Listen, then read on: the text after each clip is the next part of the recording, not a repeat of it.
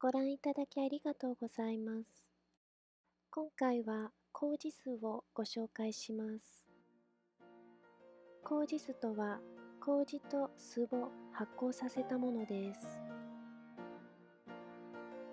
麹も酢もとても健康にいい発酵食品ですが、麹酢は麹と酢の有効成分を一度に摂れる便利な発酵調味料です。優しい甘酢のようなお味で、酢の物やドレッシング、ソースやタレなどに活用できます。健康効果は疲労回復、腸内環境改善、高血圧予防、血中脂質の減少などなど、たくさんの効果が期待できます。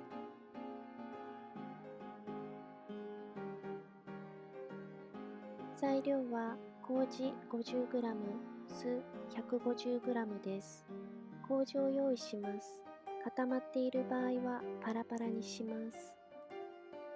あらかじめ煮沸消毒しておいた保存容器に麹を入れます。酢も入れます。米酢以外にリンゴ酢や黒酢でも作れます。混ぜたら常温で保存します。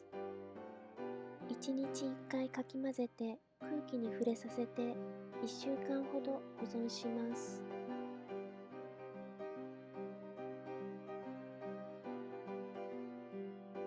1週間経ちました。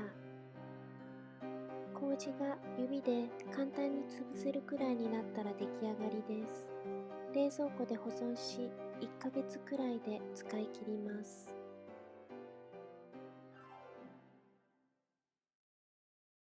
大根の麹酢漬けを作ってみました。材料を用意し、大根の皮を剥いて切ります。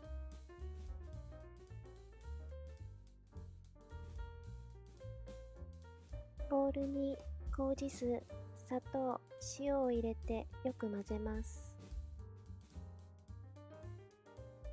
大根も入れます。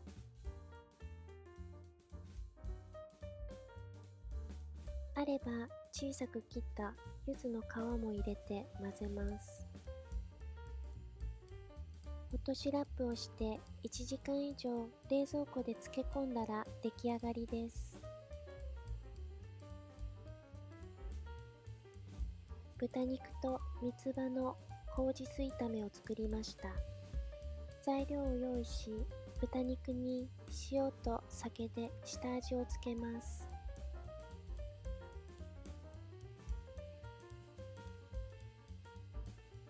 三つ葉を用意します。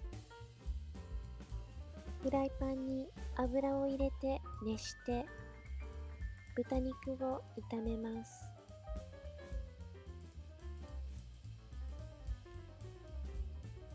醤油、三つ葉を入れます。最後に麹酢を入れてさっと炒めます。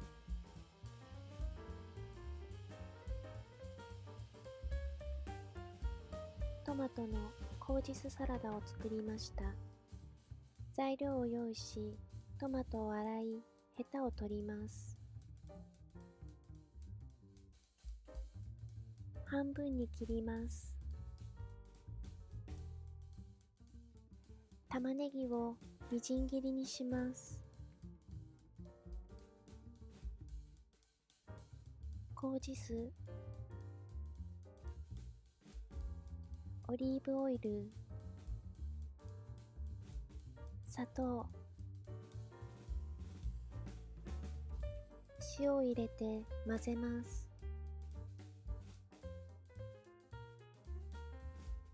お皿にトマト、玉ねぎ、先ほど作ったドレッシングをかけたら出来上がりです。